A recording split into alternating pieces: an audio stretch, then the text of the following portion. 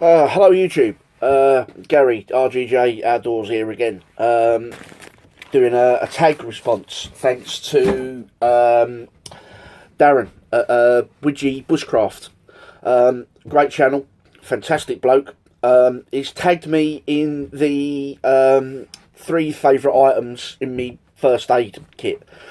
Now I didn't realise that Darren was so well versed and well educated in the first aid front. I'm first aid at work trained, and a little bit of kind of going back to me ex TA days, combat triage, emergency first aid in that regard. But I wouldn't by any stretch of the imagination call myself or class myself as highly skilled. I think Darren, if you haven't seen his video on it, go and have a look and just check it out. It gives you quite a perspective and quite a very kind of valuable lesson, really. And he sums it up quite simply: common sense. And when you start looking at it in those terms, it makes an awful lot of sense. So, you know, that was one of Darren's favourite items, you know, a bit of common sense. You know, the only thing that I couldn't even add to that, really, to be perfectly honest. I mean, my ethos is, you know, don't flap. That's one of the, you know, if you're flapping and, you know, you're making the casualty even worse, you know, so keep calm, you know, take control of the situation, take control of yourself, and do what you need to do to apply your necessary first aid equipment and everything else to the, you know, to whatever issue it is you're dealing with. And don't be afraid to scream for help. You know, that's what the phones are for. Everybody should be carrying a phone. You know, you should get a signal. You should be able to summon help and get it there as quickly as possible. I mean, there's so many different types of injuries that we can sustain. Cuts, more than anything, I suppose, because we're all dealing with sharps. But, you know, broken bones ain't unheard of, is it? You know, tripping over, you know, splints and all that kind of thing. So, you know, I always carry that with me when I'm on my own. Now, that's just a basic kind of little pocket first aid kit. It's got all your basics in there. Nothing major. Wet wipe, burns, bandages, you know, stuff, bits and pieces like that. You know, triangular bandages. Well, do you really need a triangular bandage? You know, wrap it up and wallop. There's your support there, isn't it? You know, so do you need a triangular bandage? Don't matter. I carry that one all the time when I'm on my own. An Israeli defence first field dressing. And I carry, you know, when I go away on large camps, I carry that. A large and fully stocked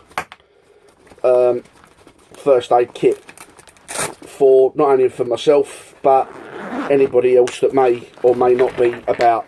Now, in here is everything. I'm not going to go into detail what's in there and what isn't, but a tourniquet, that'll be one of my favourite items in there. Shears in there. Another one of my favourite items will possibly be these little bottles of sterilised water. And something that I kind of like most, as you're all aware, I like my kit to be multifunctional. So I like to cover a few eventualities. And I've got something in my first aid kit that not a lot of people probably would have thought of. And that's just a ferrocerium rod. Now, most of these dressings have all got cotton wool and stuff like that, so you've got a means of making fire.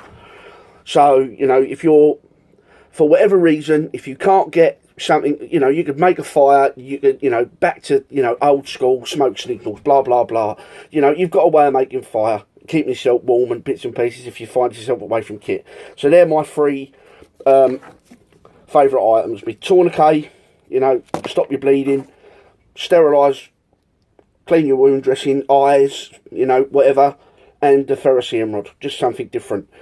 Now, I should tag 3 other people, but to be perfectly honest with you, I think I must. Darren must have been scraping the bottom of the barrel, bless him, for people to tag, because everybody on my subscriber list has done this already. So I'm not going to tag Steve Frog Moon Wild Camps and Wonders. I won't tag you, mate. And thank you very much for doing and being such a great sport. I didn't realise that you weren't a great fan of being tagged. Now I know. I'll leave you alone, mate, I promise. I'll let you buy me a beer as a way of saying sorry.